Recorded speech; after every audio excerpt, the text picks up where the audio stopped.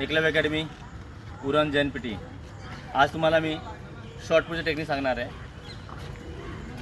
Grip आणि सर्कलमध्ये कसं उभं राहायचं आणि तुमचं टिकण्याचा अँगल कसा आला पाहिजे ज्याने आपला गोला आउट ऑफ होईल। ओके, फर्स्ट ग्रीप बघा, आपला जो पाम आहे, पामचा हा वरचा जो पार्ट आहे ना तुमच्या ह्याच्यावर आला पाहिजे, पामवर नाही आला पाहिजे। पामवर आला कसं होईल, तो मागं ओढते, तो ढकलता येत नाही, म्हणून काय करायचं, पूर्ण पाम खाली ठेवायचं। बघा, हा पूर्ण पाम माझ्या खाली आहे। ओके, हा ग्रीप काही जण असं पकडतात, पण ॲक्च्युली कसं आहे, रॉंग आहे, हे चुकीचं आहे, कारण की तीन बोटांनी कधी फोर्स लागणार नाही। ओके, म्हणून 4 बोटे यूज करायचं आणि थंब फक्त बॅलेन्ससाठी।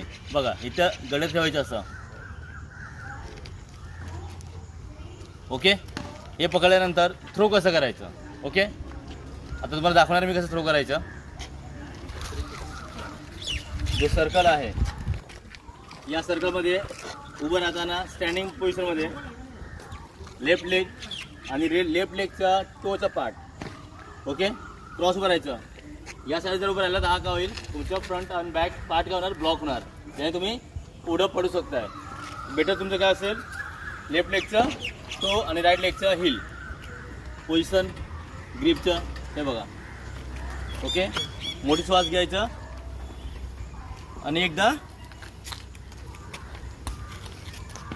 इथला श्वास घेतला, श्वास घेतल्यानंतर डाऊन गेलं पोझिशन।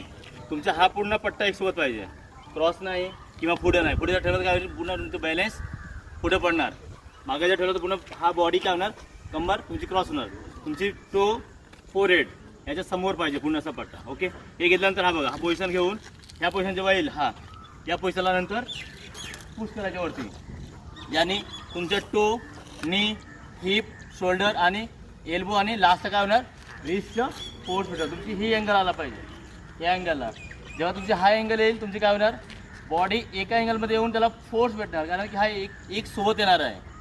जर तुम्ही फक्त असं ठेवला तर तो काय होणार, हा हात पूर्ण खाली जाते, तर तुमचा हात खाली न जाता कसाला पाहिजे, वरती आला पाहिजे। ओके, जर तुम्हाला हा व्हिडिओ आवडला तर नक्की शेअर करा आणि लाईक करा। थँक्यू।